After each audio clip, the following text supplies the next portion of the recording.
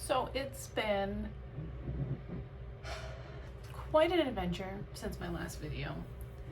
I think the last video I did was about the slump. That continued to go. And it was very disconcerting and I did not love it. And I got discouraged and I didn't want to make any running content because running felt hard. I wasn't even sure if I was going to keep running or if I was giving up. I tried a couple things. I was going to make a video about going for 2 weeks without my watch, which I did do. I did go 2 weeks without any watches. I normally wear two. I went 2 weeks without having them. I just did running and all my activities and I didn't use a watch for it. And I really liked that. I didn't end up making a video. I have a little bit of clips I can maybe add to this video, but I really did enjoy my time without a watch at all. What I learned is that I can run and I don't need to track it and it still counts as runs, which is obviously obvious, but sometimes you get trapped in the recording of everything. But it didn't solve my problem. My runs still felt hard, and even though I couldn't see that my heart rate was running higher, I could feel it. So it didn't solve my problems. What it did do was it made me realize that my Garmin watch was entirely too large for me. I had a Garmin Enduro 3 and I chose that watch specifically because it has killer battery life. Like, I charge my watch once a month and that was it. When compared to my Apple Watch Ultra 2, I have to charge it every day and a half. It doesn't even make it 2 full days. It does make it longer than a day, every day and a half, which is frustrating, but I do have a charger right by my bed. It's part of my phone charger, no big deal.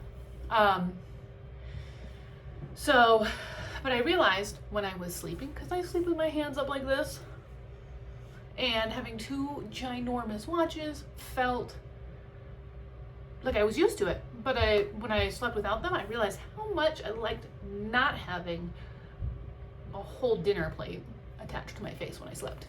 So I sold my Enduro 3 and I don't know if it's an upgrade or a downgrade, but I got this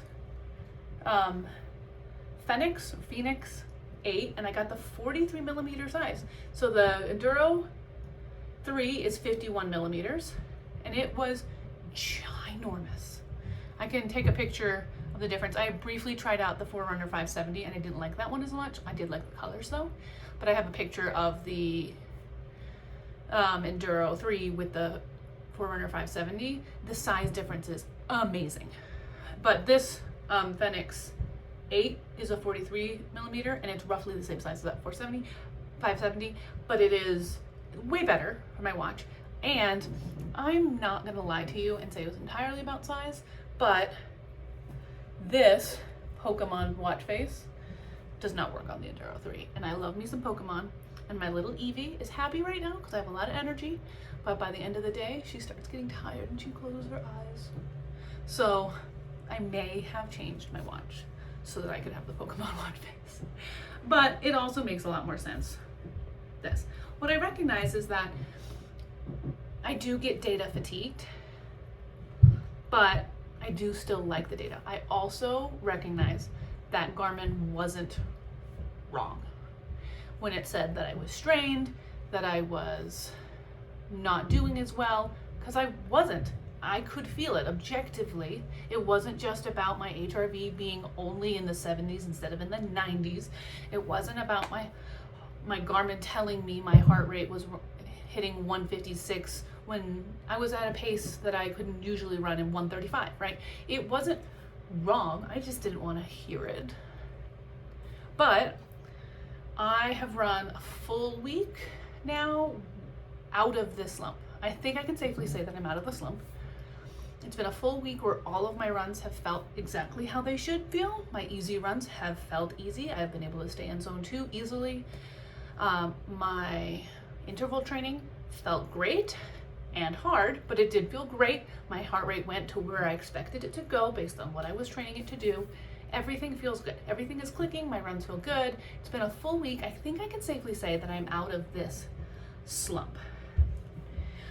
What this says about me, I'm unsure. I don't know if maybe marathons are just not for me, or maybe I need to treat my after marathon training a little different. Maybe it was a fluke. But if it's gonna take me 3 full months to recover from a marathon every time I run a marathon, I'm not certain that I want to be running marathons regularly, because 3 months is a long time to feel like running sucks. That's a fourth of the year, and I want to enjoy running all of the months of the year.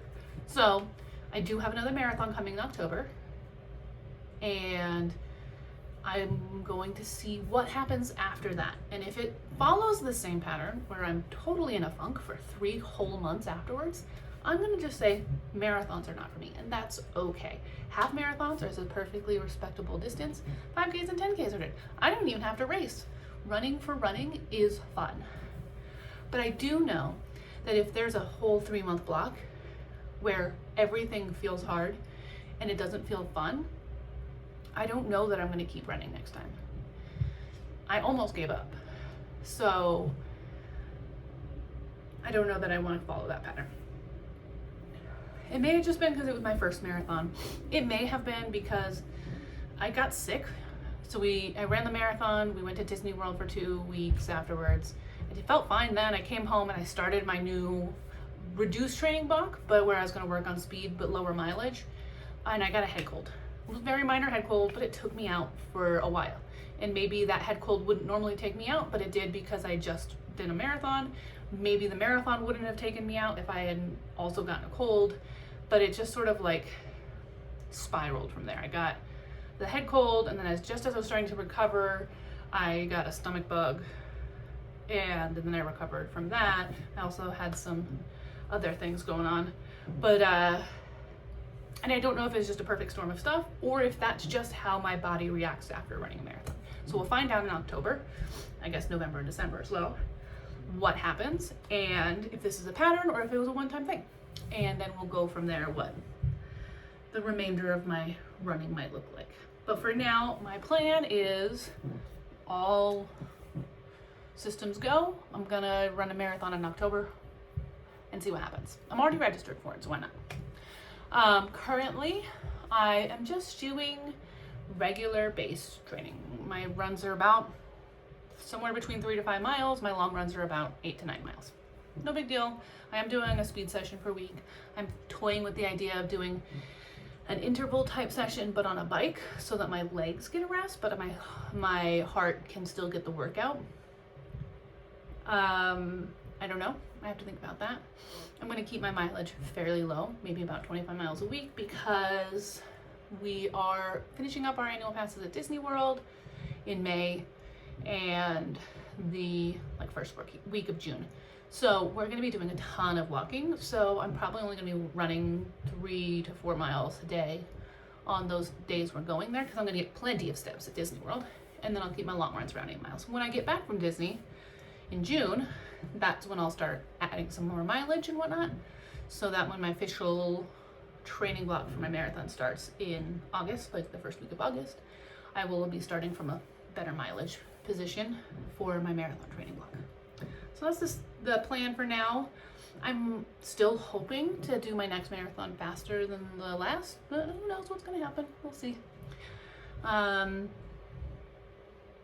Yeah. I might do some videos about, I set up my new home gym, and I'm pretty excited about that. It's pretty basic, but it'll have everything I need for a gym. I don't like going to the gym because there's people there, and because there's a lot of people there, which means I spend half of my time in the gym waiting to use the thing I want to use, and that's annoying. Here at home, I can use whatever I want, unless my cat's sitting on it, then I'll have to wait my turn anyway.